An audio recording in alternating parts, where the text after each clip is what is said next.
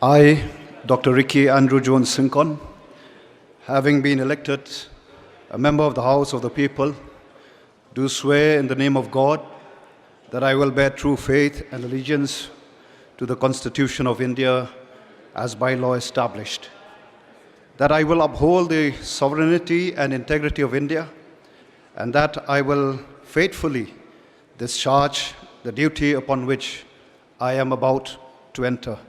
Thank you, Khublei Shibun, Mithela.